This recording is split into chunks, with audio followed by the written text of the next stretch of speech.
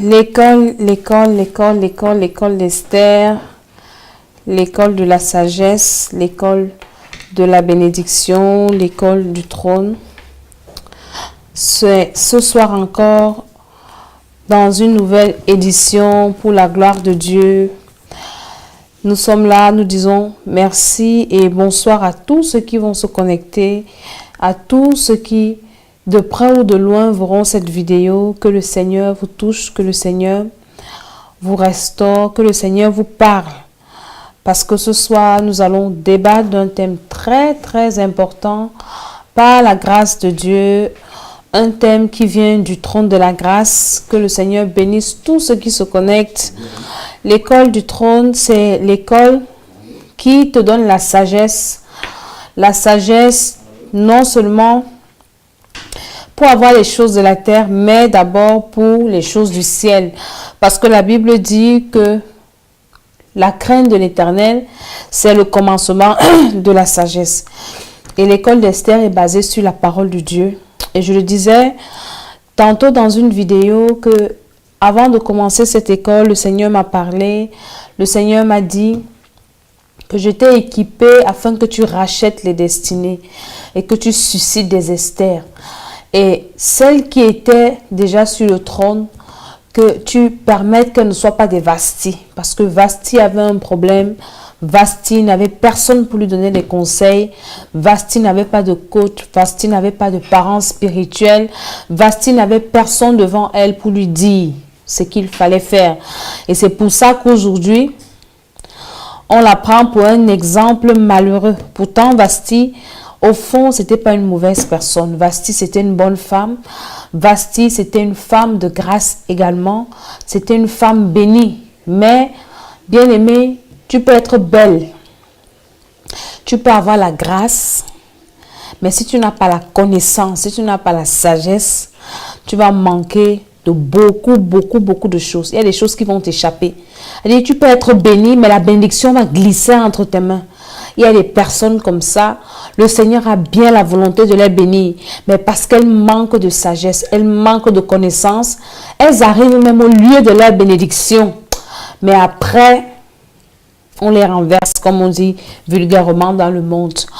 Avant toute chose, bien-aimés, je continue à saluer tous ceux qui se connectent. Maman Pascaline depuis Lomé, Brigitte, Mel, Annie Fabiola, Dim, Jean. Soyez tous bénis, tous bénis dans le nom de Jésus. Je suis la servante de Dieu, Maman Tiala, la First Lady, dans une nouvelle édition de l'école d'Esther, qui est l'école de la sagesse, qui est l'école de la vie.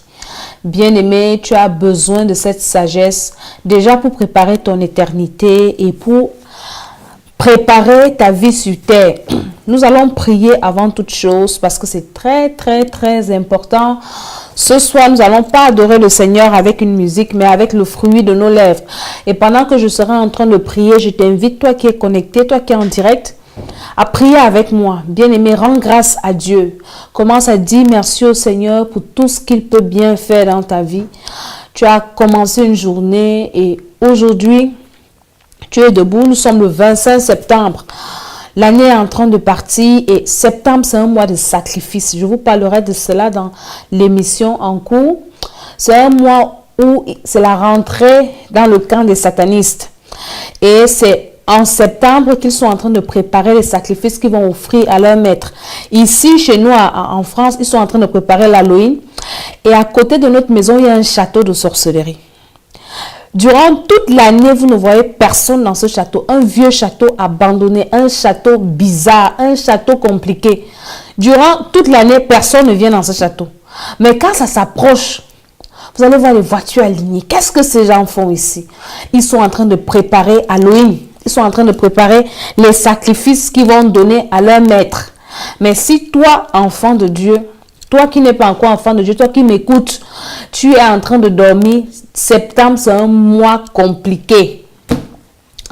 Très compliqué. Nous allons prier dans le nom de Jésus pour recommander cette émission entre les mains du Seigneur.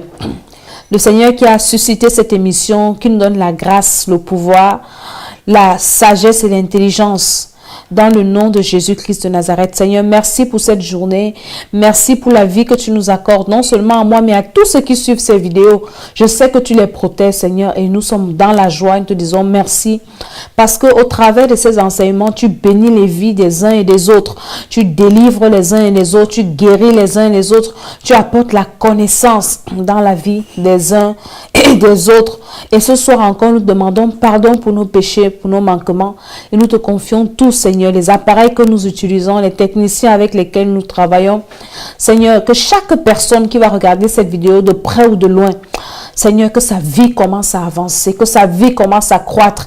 Si elle était en train de stagner dans un domaine, je prie dans le nom de Jésus qu'à partir de cet instant, que ce domaine commence à se déclenche dans le nom de Jésus, qu'il y ait une accélération par la puissance du Saint-Esprit. Seigneur, merci, c'est au nom de Jésus-Christ que j'ai prié. Amen. Bonsoir, Tata Majoli Bachman, sois béni dans le nom de Jésus-Christ. Ce soir, nous allons parler de quelque chose de très important. Et avant, j'ai commencé à vous parler déjà du mois de septembre. Je vous parle déjà d'abord de septembre en quelques minutes avant d'entrer dans mon sujet. Je disais que le mois de septembre, c'est un mois compliqué, c'est un mois dangereux.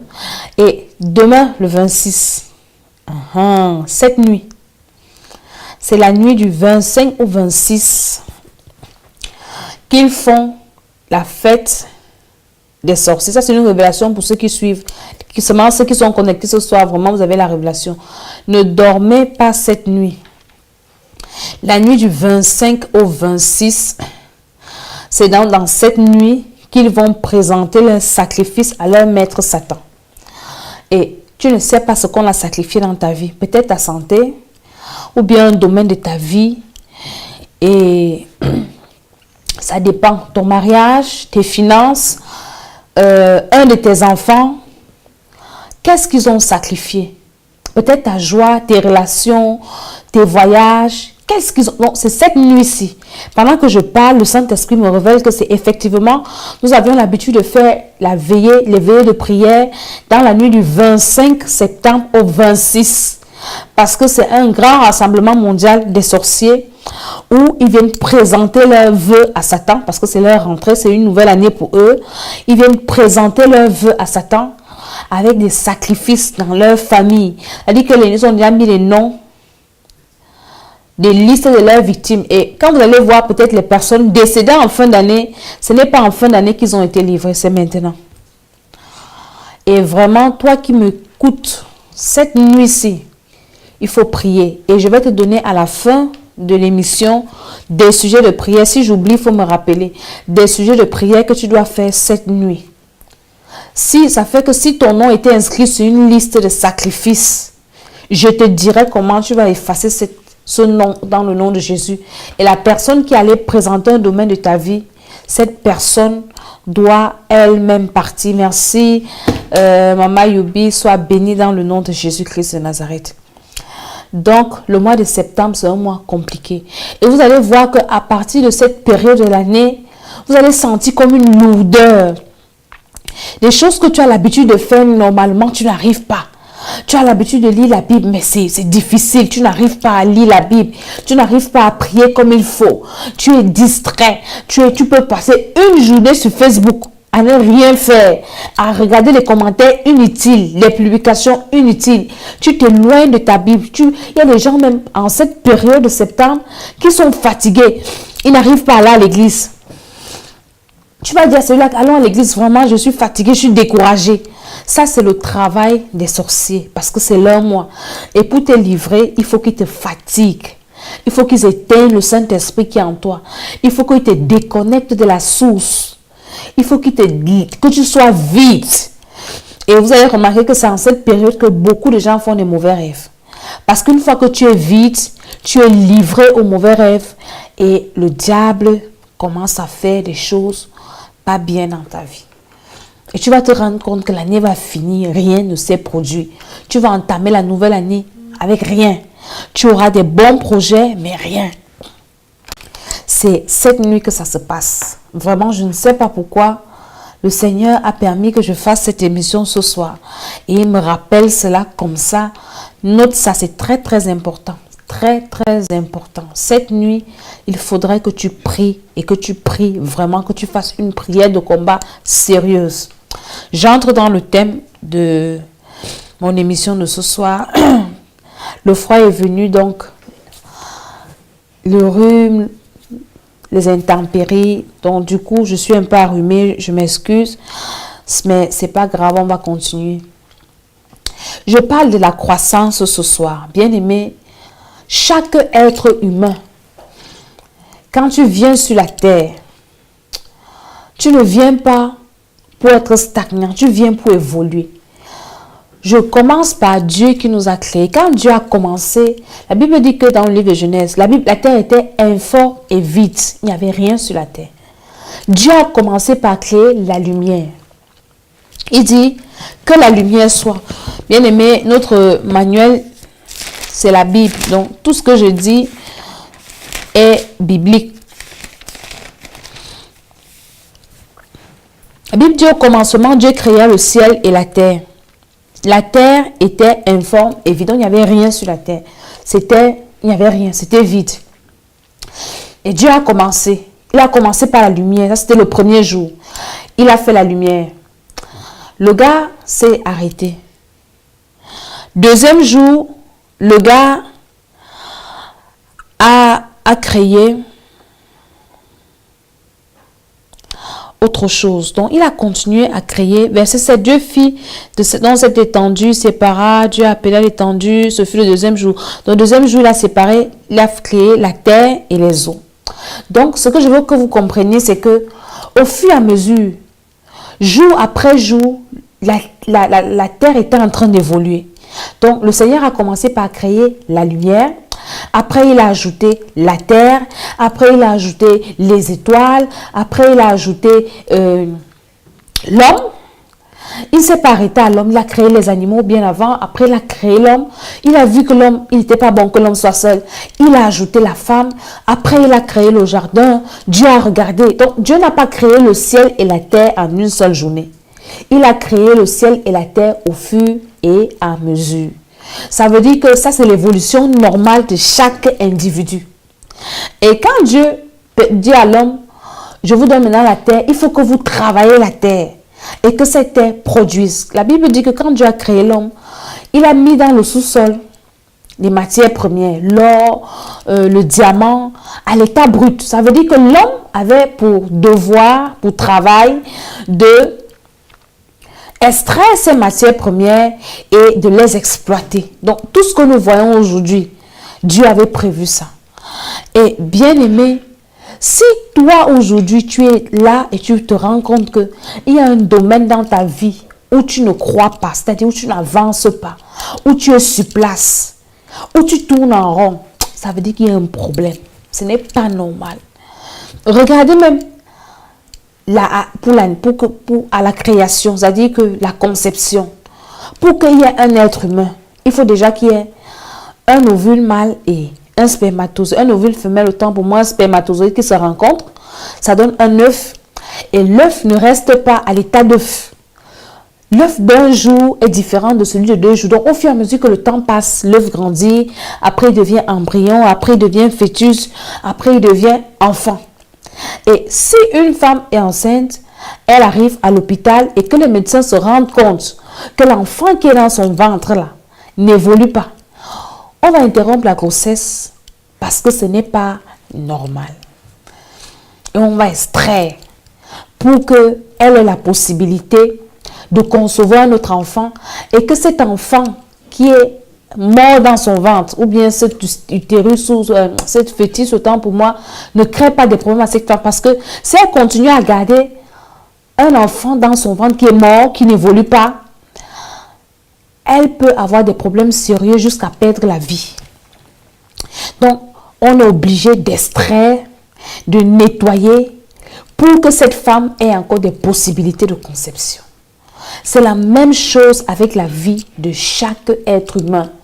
Une fois que tu es arrivé sur la terre, maintenant quand tu nais, quand l'enfant naît, l'enfant d'un jour est différent de l'enfant de 2 jours, l'enfant de 1 mois, l'enfant évolue, l'enfant grandit. Et quand un enfant n'évolue pas normalement, c'est qu'il y a un problème. Soit il y a un problème de malnutrition, soit il y a un problème de maladie, soit il y a quelque chose qui ne va pas. Et quand une maman qui vient d'accoucher constate que son enfant, peut-être à un certain âge, ne parle pas, ou bien ne marche pas, il doit marcher peut-être à 1 an et demi, et à 3 ans, il ne marche pas encore, il y a un problème. Il y a un problème. Une mère normale va commencer à s'inquiéter. Elle va commencer à consulter. Pas les féticheurs, mais les médecins. Elle va commencer à voir. Et on va lui poser des questions. Comment est-ce que vous avez conçu votre enfant? La grossesse, c'était comment? Comment ça s'est passé? Comment? Il y a un problème. Et c'est la même chose dans la vie de chaque personne. Si aujourd'hui, tu te rends compte que à l'âge que tu as, là où tu te trouves, normalement, tu devais déjà arriver à un certain niveau et que tu es toujours dans un niveau inférieur. Mon frère, ne néglige pas l'affaire là. Assieds-toi d'abord et pose-toi des questions. Qu'est-ce qui ne va pas? Nous avons commencé une année, nous sommes déjà en septembre, en janvier, février. Normalement, les problèmes que tu avais en janvier ne devraient pas être les mêmes problèmes que tu as en septembre. Si peut-être en janvier, tu as reçu le Seigneur, bien aimé, en septembre, tu dois y être quand même rempli du Saint-Esprit. Il y a des choses qui doivent avoir changé dans ta vie. Il y a des choses qui doivent avoir évolué. Il y a des choses qui doivent s'être améliorées. Peut-être quand tu as reçu le Seigneur en janvier, tu étais possédé. En septembre, si. Non, il y a des choses qui doivent, il y a des esprits qui doivent déjà être partis. Si tu as les mêmes démons depuis janvier, c'est que tu as un problème. Si tu as les mêmes problèmes spirituels, les mêmes mauvaises habitudes que tu avais en janvier, il y a un problème. Et tu dois t'arrêter. C'est pour ça que je t'invite, bien-aimé, à tout le temps examiner ta vie. Moi, qu'est-ce que je fais de ma vie? Tous les 3 mois, je fais un bilan de ma vie. Je vous parlerai de ça. Je fais souvent des séminaires, des bilans en fin d'année. Parce que c'est normal que chaque être humain, à un moment, s'arrête pour faire un bilan. Même Dieu, quand il a créé le monde, après le premier jour, le Seigneur s'est arrêté. Il a fait le bilan de sa chose. Il a vu que c'était bon. Il a dit, je peux continuer. Alors, je crée quoi le deuxième jour? Il s'est arrêté encore. Il a vu que le Seigneur faisait le bilan de son travail tous les jours. Et toi, un enfant de Dieu, tu dois faire le bilan de ta vie tous les mois au moins. Tu dois t'arrêter. Qu'est-ce qui n'a pas marché ce mois? Les mois passés? Qu'est-ce qui s'est amélioré? Mes sujets de prière, par exemple, si tu es un enfant de Dieu, tu ne dois pas être un éternel bébé spirituel. Parce qu'un bébé spirituel, ce n'est pas un bon signe. L'apôtre Paul nous parle de ça dans, je crois, le livre de Corinthiens. 1 Corinthiens. Quand il écrit à l'église des Corinthiens, parce que dans l'église de Corinthiens, il y avait beaucoup de choses, les divisions, les jalousies, les méchancetés, l'impudicité. Et l'apôtre Paul dit aux Corinthiens que là, je ne vous écris pas comme à des personnes matures. Je vous écris comme à des bébés spirituels, à des personnes charnelles. Ça veut dire qu'être bébé spirituel n'est pas une bonne chose. Il y a des gens aujourd'hui qui se plaisent dans ça. Tu as déjà reçu le Seigneur, ça fait des années. Mais tu n'as pas de... Ton bilan spirituel est nul. Tu n'évolues pas. Si tu mentais avant que tu ne reçoives le Seigneur, tu continues à mentir. Tu volais, tu continues à voler. Tu avais les couches de nuit, tu continues à avoir les couches de nuit. Ce n'est pas normal. Normalement, si en janvier, tu avais les couches de nuit, peut-être 3 fois par jour. En septembre, si tu as encore les couches de nuit, ça doit être même 1 fois toutes les 2 semaines. Ça montre qu'il y a quand même évolution. Ça montre qu'il y a quelque chose qui a changé. Ce n'est plus la même chose. Si en janvier, tu mangeais dans les rêves, matin, midi, soir, donc tu déjeunais, tu avais le petit déjeuner, et puis tu avais le déjeuner à midi, et le soir, tu avais le dîner, ou bien tu avais le goûter, donc tu avais 4 repas dans les rêves. Mon ami, en septembre, si tu dois encore manger dans les rêves, peut-être c'est 1 fois par mois que ça t'échappe comme ça, et ça t'arrive brusquement. Oui, c'est ça un enfant de Dieu. C'est ça tout être humain. Et c'est dans tous les domaines. Là, si je suis en train de parler déjà du domaine spirituel. Dans ta vie spirituelle, parce que le domaine spirituel est la base de tout. C'est le spirituel qui supporte le naturel. La Bible dit, je crois que c'est l'apôtre Paul qui dit dans le livre de Jude, bien-aimé, j'espère que tu prospères et que tu sois en bonne santé. Que je souhaite que tu sois en bonne santé et que tu prospères comme prospère l'état de ton âme. Ça, c'est dans Jude. Et ça veut dire quoi? Ça veut dire que tant que ta vie spirituelle n'est pas en bonne santé, même ta vie matérielle ne peut pas être en bonne santé. Donc, toi qui es déjà enfant de Dieu, toi qui aspires et toi qui seras enfant de Dieu, tu dois veiller à ce que ta vie spirituelle avance. Ta vie de prière, comment est-ce que ta vie de prière se manifeste? Comment est-ce que tu pries? Quelle est la relation que tu as avec Dieu? Est-ce que tu pries seulement avant de dormir parce que tu as peur de faire les mauvais rêves? Ou bien tu pries même avant? Il y a des gens même qui ne prient pas avant de manger. Il y a des gens même avant de sortir de la maison. Peut-être il prie quand il sait qu'il va sortir ou il va prendre la voiture, ou il va prendre un transport. Mais il ne prie pas comme ça. Tu dois évoluer dans ta vie spirituelle. Ta vie de prière doit évoluer. Ta façon de méditer la Bible, ça doit évoluer. C'est-à-dire que si quand tu venais de recevoir le Seigneur, tu lisais la Bible 5 fois par jour, cette fois-ci, tu dois même lire 10 fois. Tu dois évoluer. Essaie un peu de t'examiner. Comment est-ce que tu avances? Ton comportement. Peut-être avant, tu étais impoli, mal élevé. Mais aujourd'hui, ça doit changer. Si quand tu voyais tout le monde, tu ne saluais pas. Bon, il faut qu'aujourd'hui, quand tu arrives, que tu dises au moins bonjour à quelqu'un. Et là, tu vas voir que bon, j'ai quand même fait un pas. Bien aimé, tant que tu ne fais pas un pas dans ta vie, tu as un problème. Il y a des gens qui se plaisent dans ça, dans les mauvais comportements. Ils se plaisent dans la médiocrité. Ils se plaisent dans la fainéantise. Ils se plaisent dans, je sais pas, dans les mauvaises choses. Tu ne dois pas être ce genre de personne. Ça, c'est le domaine spirituel. Est-ce que ta façon de servir Dieu a évolué? Peut-être avant, tu venais seulement à l'église comme un touriste. Tu ne participais pas aux activités de l'église. Tu viens, tu entres, tu t'assois, tu sors. Tu viens, on prie pour toi. Tu ne sais pas comment on a fait pour arranger la salle. Tu ne sais pas qui a lavé la salle. Tu ne sais pas comment on a fait pour ranger les chaises. Tu ne sais pas, tu ne sais pas, tu ne sais pas, tu ne sais pas, tu ne sais pas. Mais tu viens seulement à l'église. L'église est propre. L'église est bien. Tu reçois, tu entres, tu sors. Tu ne sais même pas comment on fait pour chanter à la chorale. Si tu étais ce genre de personne, aujourd'hui, ça doit évoluer. Tu dois commencer à t'impliquer davantage. T'impliquer dans la vie de Dieu. T'impliquer dans ta relation avec Dieu. Et c'est pareil même dans des relations peut-être de couple ou des relations d'amitié. La relation doit évoluer.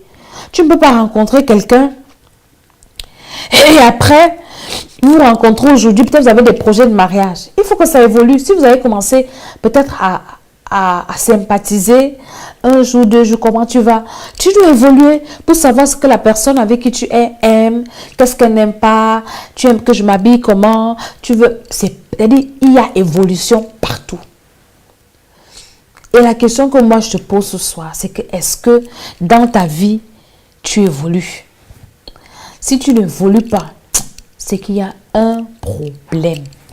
Et ce problème-là, c'est le devoir que je te donne de chercher quel est le problème. Parce que quand tu vas t'arrêter d'abord et que tu vas te rendre compte que, c'est vrai que je n'évolue pas. J'ai déjà fini mes études, je ne travaille pas. Je suis sur place. Il y a un problème. Il faut que je trouve ce qui ne va pas. Nous allons lire la parole de Dieu dans le livre de Luc, chapitre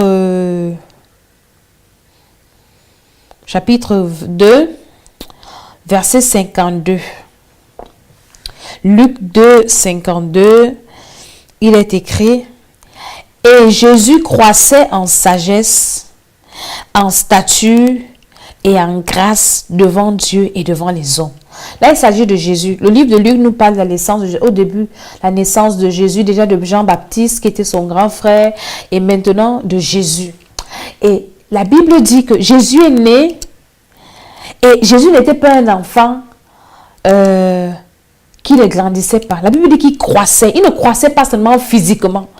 Il croissait en sagesse. Donc, la sagesse que Jésus avait grandissait au fur et à mesure. En stature, donc physiquement, et en grâce. Je vous parlerai de la grâce un jour.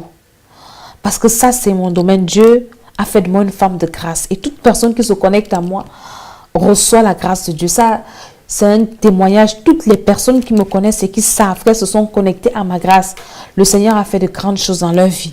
Donc, même en grâce, tu dois croître.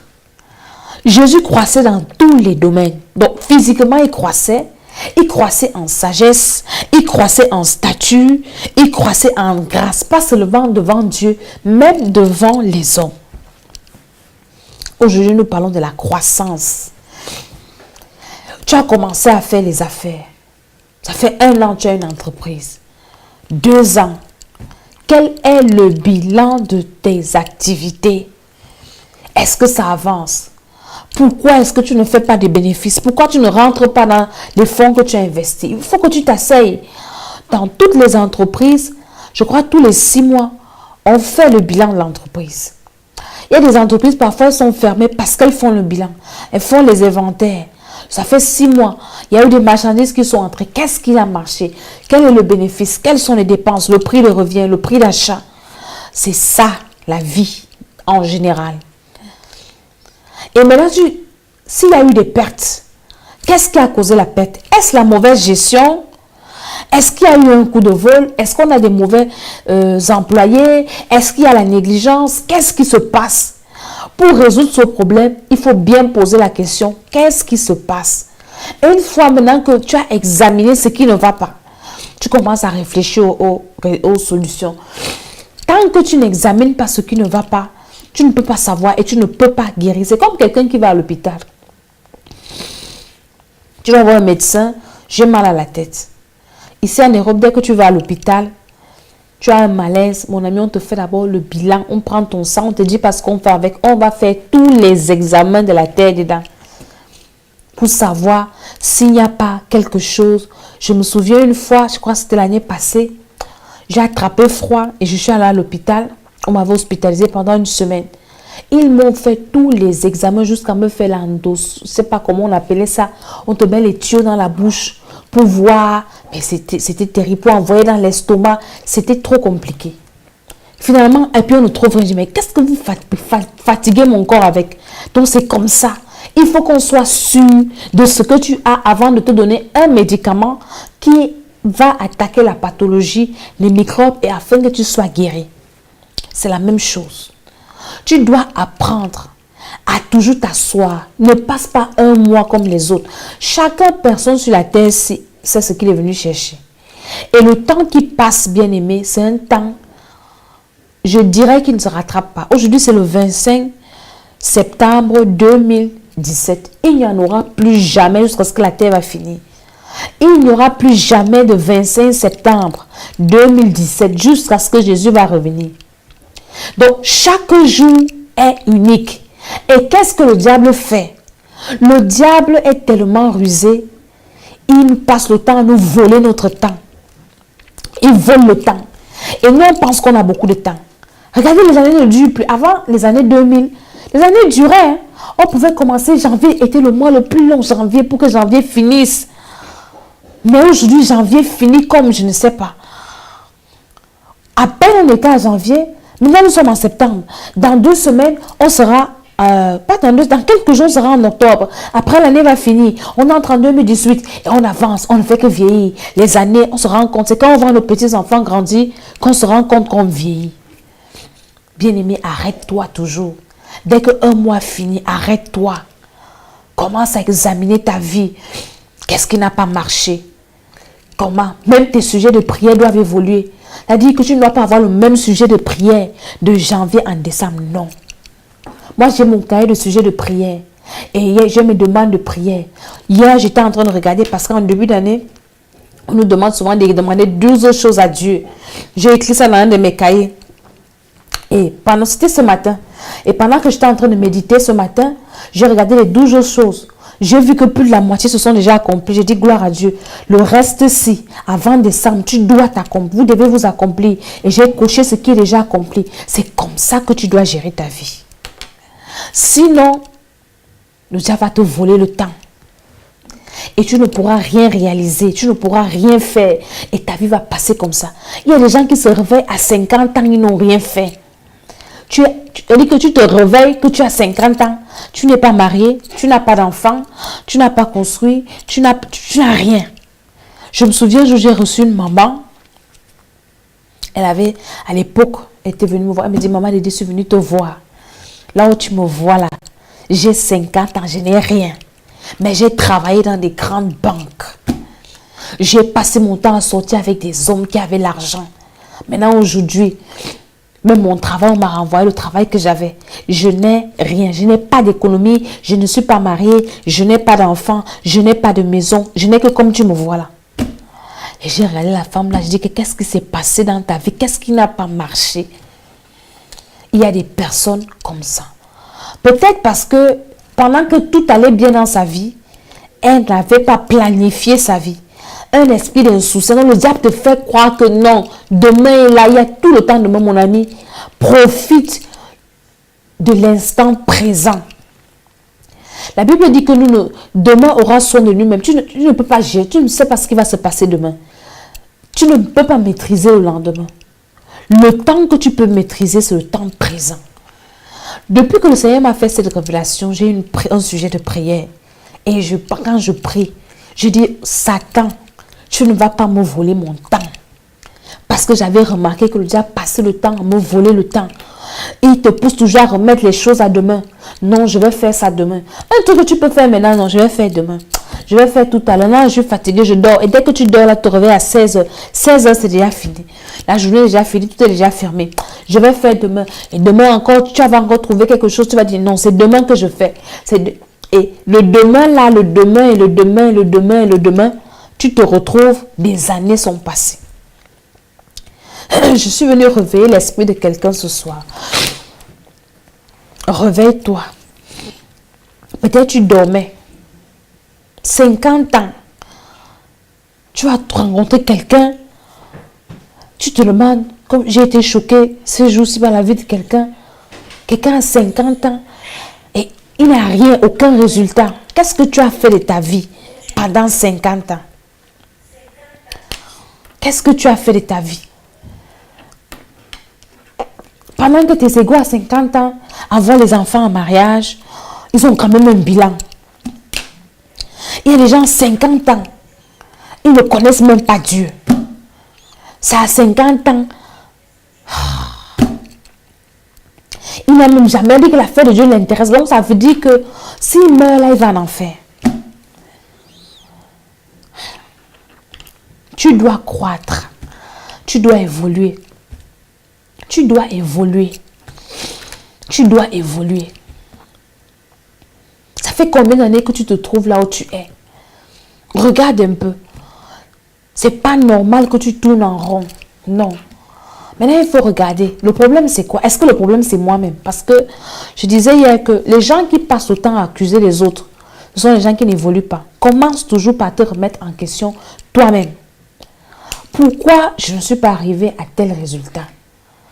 Qu'est-ce que je devais faire que je n'ai pas fait? Est-ce que je devais apprendre à me réveiller tôt et je ne me suis pas assez réveillée tôt, je dors beaucoup? Ou bien je devais étudier et je ne l'ai pas fait? Je devais travailler, je ne l'ai pas fait? Tu commences à te remettre en question. Et si le problème c'est toi, prends la décision de changer de comportement aussitôt. Il peut arriver que le problème ce n'est pas toi. Il peut arriver que tu es victime de la sorcellerie, tu es victime des envoûtements, tu es victime des oppressions, tu es victime. Maintenant que tu as identifié que tu es une victime, comme tout à l'heure je vous parlais du mois de septembre, qui est un mauvais mois, un mois où Satan récolte les sacrifices de ces gens, maintenant tu dois entrer dans la prière si tu es déjà un enfant de Dieu. Si tu n'es pas un enfant de Dieu, la prière ne te sert à rien. Parce que Dieu n'écoute que ses enfants. Tu dois maintenant te lever dans la prière. Commencer à détruire. Et tu te rends compte que si je suis en retard, c'est parce qu'il y a une main noire dans ma vie qui m'empêche d'avancer. Alors tu commences à détruire cette main noire parce que tu as le pouvoir. Tu commences à renverser les projets de tes ennemis. Tu commences à détruire. Quand Ésaü avait perdu sa bénédiction, parce que tu peux perdre ta bénédiction, quand il était venu voir son père en pleurant, et il disait à son père, bénis-moi, bénis-moi. Son père dit, j'ai tout donné à ton frère. Il dit à son père que donc tu n'as même plus quelque chose, une petite bénédiction pour moi. Son père dit, j'ai déjà établi ton frère au-dessus de toi. Après, son père dit que quand ton frère sera au-dessus de toi et qu'il va poser un joug sur ton cou, ta main pourra briser ce joug. Ça veut dire quoi? Ça veut dire qu'il avait reçu la force de se libérer de tout joug que devaient lui imposer ses ennemis. Même si aujourd'hui, le fait que tu sois sur place, tes ennemis sont à l'origine. Quand tu reçois le Seigneur Jésus, tu as la capacité de briser tout joug de l'ennemi au-dessus de toi. Et c'est maintenant ce que tu dois faire. Parce qu'il y a des gens aujourd'hui qui vont me dire, on est dans une famille qui a beaucoup de sorcellerie. C'est pour ça qu'on ne réussit pas, mon ami. Nous tous, nous sommes dans les familles où il y a la sorcellerie. Tout le monde, nous tous là. Mais une fois que tu sais d'où tu viens, tu sais que chez nous, là, voilà ce qu'on a dit. Mon ami, tu dois te battre. Tu dois te battre pour dire que ce qui arriva à ma mère ne va pas m'arriver. Ce qui arriva à mon père ne va pas m'arriver. Je ne vais pas répéter leurs erreurs. Je ne vais pas répéter leurs échecs. Je ne vais pas vivre la vie de mon père. Je ne vivrai pas la vie de ma mère. Et tu commences à te battre dans le Seigneur. Tu commences à combattre. Tu commences à mettre la parole de Dieu en pratique. Tu commences à persévérer. Parce que la Bible dit de persévérer et de résister au diable par la foi. Afin qu'il fuit de nous. Donc tant que tu ne résistes pas, il va t'oppresser. Ton devoir, c'est de résister. Donc essaie de regarder autour de toi. Est-ce que dans ton foyer, ça va? Depuis, ça fait 10 ans que tu es marié. Il n'y a jamais de paix. Donc, toi et ton mari ou ta femme, vous ne pouvez jamais vous asseoir pour parler des vraies choses. C'est seulement les querelles, c'est les disputes, c'est les injures. Ça fait 10 ans. Il y a un problème. Et il faut que tu t'arrêtes pour dire que ce problème doit finir.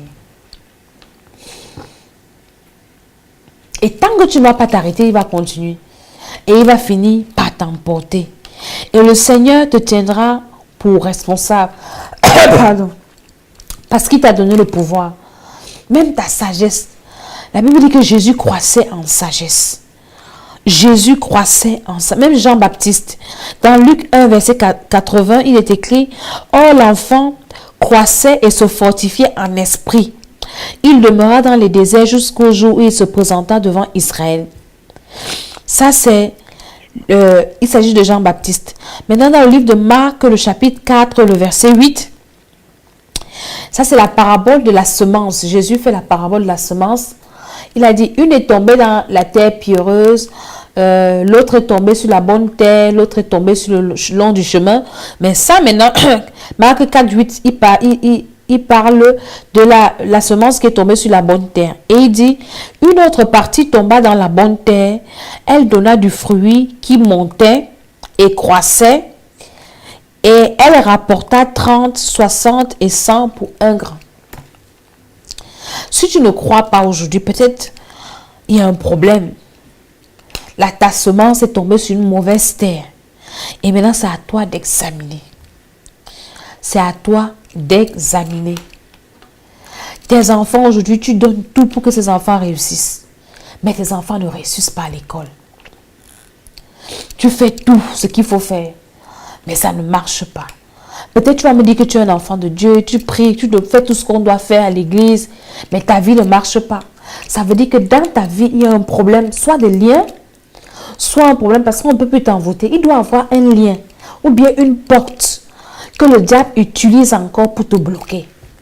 Et maintenant, c'est à toi de chercher cette porte. C'est à toi de découvrir quel est le problème, qu'est-ce qui me bloque. Ou bien tu es tout le temps malade. Pourquoi je suis toujours malade? Pourquoi j'ai toujours des problèmes? Pourquoi quand je commence une entreprise, j'échoue toujours au bord du succès? Pourquoi les gens ont toujours envie de m'aider? Mais arrivé, quelqu'un a bien la volonté de m'aider, mais après cette personne, je commence à l'énerver. Il y a des personnes comme ça. À qui, quand quelqu'un te voit, il a envie de te faire du bien. Mais après, il y a quelque chose qui le décourage. Du coup, il abandonne. Mais qu'est-ce qui se passe? Le problème, ce ne sont pas les personnes. Le problème, c'est toi-même. Examine ta vie. Pourquoi je m'en vais demander le travail? J'ai toutes les qualificatifs qu'on demande. Mais on prend les autres. Moi, on ne me prend jamais. Pourquoi dans mon lieu de service, il y en a qui montent en grade. Mais moi qui les forme, je suis toujours en retrait. Bien-aimé, assieds-toi. Examine. Essaye d'aller de long en large. Fais les contours. Et demande ce qui ne va pas à Dieu. Et le Seigneur va te révéler ce qui ne va pas. On continue dans le livre de Actes chapitre 9 verset 31. La Bible dit, l'Église était en paix dans toute la Judée, la Galilée et la Samarie, s'édifiant et marchant dans la crainte du Seigneur. Et elle croissait par l'assistance du Saint-Esprit. Donc, quand tu marches dans la crainte du Seigneur, tu dois croître. C'est la parole de Dieu qui nous dit ça. C'est pour ça que j'insiste toujours dans mes vidéos. Je vais vous parler des secrets pour réussir dans la vie. Mais bien aimé, le plus grand secret pour réussir sa vie. Quelqu'un qui va me dire qu'il a réussi sa vie, c'est cette personne qui est venue sur la terre et qui, quand elle quitte la terre, va dans les lieux célestes, va au ciel. Tu peux réussir sur la terre, mais si après ta mort, tu vas à l'enfer, mon ami, tu n'as pas réussi. Donc, c'est ça qui est important, la vie éternelle. Et maintenant, pour avoir la vie éternelle, il faut déjà naître de nouveau et il faut marcher selon les voies de Dieu. C'est pour ça que Jésus viendra dire dans Matthieu 7, verset 21, il dit, beaucoup lui diront, Seigneur, Seigneur, n'avons-nous pas prophétisé en ton nom? N'avons-nous pas chassé les démons en ton nom? N'avons-nous pas prié en ton nom? Jésus dit, retirez-vous de moi, maudits, vous qui commettez l'iniquité. Mais ils avaient prophétisé au nom de Jésus, chassé les démons au nom de Jésus, ils avaient fait des miracles au nom de Jésus, ils étaient délivrés au nom de Jésus, ils avaient prospéré au nom de Jésus, mais ils commettaient l'iniquité. Et Jésus dit que vous êtes maudits. Donc, il faut toujours qu'il y ait l'équilibre dans ta vie spirituelle et dans ta vie physique. Mais une fois que dans ta vie spirituelle, tout va bien, je suis sûre que physiquement, ça ira également. Mais tu dois être vigilant. Veille. Regarde autour de toi. Examine ta vie. Les gens ont des problèmes aujourd'hui parce que le diable nous amène à nous occuper des vies des autres. Elle dit que le diable te laisse, il te fait perdre de vue ta vie à toi et il te fait t'occuper des autres. Je dis souvent aux gens quand je prêche, regardez-moi un peu. Les 5 minutes que je vais m'asseoir pour parler de ta vie, je vais prendre les 5 minutes là. Je m'assois et je prie pour ma vie. Mon ami, j'aurai le résultat. Quand j'ai compris ça, j'ai commencé là par me séparer des personnes inutiles. Les gens qui vont me pousser à m'énerver, les gens qui vont m'amener à penser autre chose. Déjà sur Facebook, je te bloque. Je ne veux pas de relation avec toi. Et je me concentre sur ma vie. Parce que le temps que je m'assois pour parler des autres, ça me perd le temps. Les gens occupés n'ont pas le temps de s'asseoir pour parler des vies des gens. Non, si tu es occupé dans tes entreprises, tu es occupé dans ta maison, tu es occupé dans ton foyer, tu es occupé dans tes affaires, tu es occupé dans ton ministère, tu n'auras pas le temps d'aller guetter ce que l'autre fait dans son ministère, ce que l'autre fait dans sa maison, ce que l'autre mange, a mis dans sa marmite, mon ami, parce que tu es trop occupé avec ta vie. Soyez occupés avec vos vies. Voici l'année qui est en train de finir. Essayez un peu de zapper les choses inutiles, les choses qui n'ont pas de sens. Tu veux savoir telle marque de voiture que l'autre a eu, tu veux savoir ce qui s'est passé dans sa maison, pourquoi elle s'est levée le matin, elle était fâchée, est-ce qu'ils se sont querellés chez eux le matin, est-ce que les enfants sont... Mon ami, ça te sert à quoi? Pourtant, toi-même, tu es là, la nuit-ci, on t'a poursuivi dans les rêves. Tu t'es levé avec les courbatures partout. Tu t'es levé avec les maux de tête. Tu t'es levé avec des choses. Et on est en train de faire des choses dans ta vie. Et bien le diable te distrait. Il te distrait parce qu'il veut te détruire. Sois trop occupé dans ta vie. Oui. Les enfants de l'école externe ne s'occupent pas des vies des gens. Ça ne veut pas dire que tu dois être indifférent. Quelqu'un peut venir te poser ton problème. Tu l'écoutes et tu donnes le conseil qu'il faut. Tu n'es pas là pour faire le commentaire de son problème ou de sa vie. Non. Est-ce que vous avez déjà entendu dans la vie que Esther était avec les copines, Esther s'occupait des vies, Esther était concentrée sur sa vie. Elle devait aller quelque part, elle avait un objectif.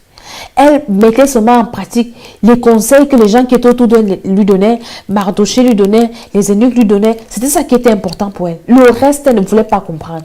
Où il y avait 10 000 filles qui devaient partir voir le roi, ce n'était pas son histoire. Son histoire, c'était elle-même. Si tu veux réussir ta vie dans tous les domaines, commence à t'occuper de toi. Parce que personne ne peut t'aimer comme toi-même. Est-ce que le fait de parler de quelqu'un va enlever la chose que la personne a? Je me moque souvent de certaines personnes. Par exemple, notre première dame du Cameroun. Elle marche. Elle tombe avec ses talons. Les gens vont faire des commentaires. Mon amie, elle a un talon, par exemple, Louis Vuitton sur son pied. Dès qu'elle tombe, elle se relève, elle remet sa talon. Est-ce que parce que tu te moques de sa talon, ça va quitter sous son pied pour venir chez toi? Non. Ça dit que c'est une perte de temps inutile. On s'attarde sur les erreurs des autres. On s'attarde sur les faiblesses des autres. On s'attarde, mon frère. Ta part dedans, c'est quoi? Ta vie est à quel niveau? C'est la question que je viens te poser ce soir. Est-ce que dans tous les domaines, ça va dans ta vie? Est-ce que dans ta vie spirituelle, ça va? Est-ce que dans ta vie professionnelle, ça va? Est-ce que dans ton foyer, ça va? Est-ce que dans ta famille, ça va? Est-ce que dans tes affaires, ça va? Est-ce que tes finances vont bien? Est-ce que ça va? Tu as tellement à faire dans ta propre vie que d'aller fouiner dans les vies des autres. Est-ce que dans ton ministère, ça va? Est-ce que tes enfants, ça va? Tu es seulement en train de t'occuper des enfants du voisin. Ils sont délinquants, ils sont bandits, ils sont ceci. Les tiens sont comment? Ta vie doit croître à tous les niveaux. Donc, à partir de ce soir, il faut que tu aies un cahier. Je sais que tu as déjà un cahier de rêve. Maintenant, prends un cahier où tu écris tes objectifs, où tu écris tes sujets de prière, où tu écris ce que tu veux même. Écris. Et maintenant, au fur et à mesure, fais le bilan. Qu'est-ce qui a marché? Voici mon projet. J'avais pour projet peut-être de m'acheter ceci. Est-ce que j'ai pu? J'avais un crédit. Est-ce que j'ai déjà remboursé mon crédit? J'ai des enfants envoyés à l'école. Est-ce que, voici, c'est-à-dire que sois occupé dans ta vie. Les vies des gens ne t'en occupent plus. Que chacun s'occupe un peu de sa vie. Maintenant, quand tu vas t'occuper de ta vie, est-ce que vous avez entendu que Jésus s'occupait des vies des gens? Jésus s'occupait de sa vie.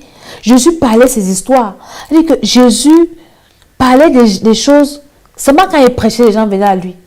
Tu n'as jamais entendu que Jésus est parti parler de quelqu'un? Lucas était trop occupé dans sa vie. Et c'est les problèmes des enfants de Dieu aujourd'hui. La maladie d'occupation. Et c'est ça qui nous fait stagner. Tu vas voir des personnes, une femme qui n'est pas mariée, elle ne sait même pas ce que c'est que le mariage. Mais elle va mettre sa bouche sur une femme mariée, mon ami. Je dis souvent que si le mariage était facile, toutes les femmes allaient être dans les maisons des hommes. Qu'une femme avec son mari fait des problèmes, tu entres dedans, tu bagarres, tu entres. Mon ami, si c'était facile, toi-même là, tu es femme, tu devais être dans la maison d'un homme. Que chacun s'occupe de sa vie. Que chacun s'occupe de sa vie. Je vais m'arrêter là aujourd'hui. Je vais vous parler du mois de septembre. Donc cette nuit, bien aimé, ne dors pas avant 1 heure. Je ne sais pas là où tu te trouves et quelle est l'heure qu'il est. Je disais que cette nuit, il y a une réunion très importante dans le camp spirituel satanique. C'est une nuit où ils viennent offrir des sacrifices à leur maître Satan parce que c'est leur rentrée, la nuit du 25 au 26 septembre. Et c'est cette nuit qu'ils ont déjà mis la liste de leurs victimes sur les papiers. Donc avant de dormir cette nuit, il faut que tu commences à prier et que tu prennes autorité. Tu commences déjà avant de prier, tu adores le Seigneur, tu rends grâce au Seigneur, tu bénis le Seigneur, tu dis merci à Dieu pour la protection qu'il t'a accordée durant tous les 9 mois jusqu'à présent. Tu dis merci à Dieu. Après, maintenant, tu confesses tes péchés, tu demandes pardon au Seigneur pour tous les péchés que tu as déjà commis, tu connais ta vie. Après, quand tu finis de faire ta prière de confession, tu invoques le sang de Jésus sur toi. Tu te couvres du sang de Jésus. Tu couvres tes enfants du sang de Jésus. Tu couvres tous tes biens. Parce que si le diable ne peut pas te sacrifier, il va sacrifier peut-être ton bien ou ta voiture ou quoi. Il va sacrifier. Peut-être tu vas trouver ta maison va brûler ou bien quelque chose pour te faire mal. Tu couvres tout ce qui t'appartient dans le sang de Jésus. J'ai parlé toujours en début de septembre des enfants. Nos enfants qu'on envoie à l'école. L'autre jour, je crois que c'est la semaine passée, vendredi, mes enfants sont bien allés à l'école. On m'appelle, la maîtresse m'appelle. Et tout essoufflé. Oh madame, votre fille jouait et puis elle est tombée et puis la respiration s'est arrêtée. J'ai appelé les pompiers, j'ai dit que mon ami, Satan, il y a les enfants, des gens que tu dois toucher ma part, tu ne touches pas. Après elle me dit oui, ça va, elle respire, mais les pompiers viennent la chercher. Je dis mon enfant a été consacré en début d'année, donc Satan, tu ne peux pas toucher. Et finalement, on est arrivé, on est parti à l'hôpital, on a fait tous les examens. L'enfant est bien, il est rentré. Et je disais, quand je prêchais dimanche, je disais, il y a des personnes comme ça. Quand on vous dit, venez consacrer vos enfants au Seigneur. Voici la rentrée scolaire. Voici, comme je suis en train de vous dire là que il faut prier cette nuit. Vous allez négliger. Il y a une personne qui m'a écrite, elle me dit, maman Dédé, mon père est parti au travail le matin. Et c'est au travail qu'on l'a poignardé. Il est mort. Je bénis la servante de Dieu, le docteur Joss qui s'est connecté. Soit béni, femme de Dieu. Et il est mort. Donc, le matin, il s'est levé bien chez lui. Il s'est habillé comme normalement tous les jours. Il arrive au travail. On le poignarde. Donc, il n'avait pas prévu qu'il devait mourir. Donc, soyons vigilants. Ne négligeons pas certaines choses. Ne négligeons pas notre relation avec Dieu. Personne ne connaît ni le jour ni l'heure. Tu ne sais pas. Vous qui prenez les transports en commun, on a vu ce qui s'est passé à Londres. Quelqu'un dans le métro vient avec les bombes. Tu sais que qui est à côté de toi. Tu sais qu'est-ce qui va se passer quand tu vas entrer dans une bouche de métro ou bien quoi. Nous devons toujours prier. Donc cette nuit, tu dois prier parce que cette réunion-là, ils sont en train de la faire. Et ici en Europe, c'est Halloween. Je vous ai dit, il y a un château à côté de chez moi. Depuis toute l'année, le château là est vide. Mais quand Halloween se prépare, vous voyez les voitures. Et chaque fois que je passe là, le feu. J'ai dit qu'on va acheter la bouteille d'huile, on va aller verser là-bas. Et quand Halloween arrive, on coupe la route. Vous voyez les hommes, les enfants, les jeunes. Ils dorment dans les voitures, dans le froid, pour faire la sorcellerie. Donc, pendant que toi, ils sont là, ils font des sacrifices pour te détruire, toi, tu dors. Donc, cette nuit, tu te couvres du sang de Jésus, tu couvres tes enfants du sang de Jésus. Tu couvres ta maison, tout ce qui t'appartient, ton âme, ton esprit. Et maintenant, tu commences à envoyer le feu.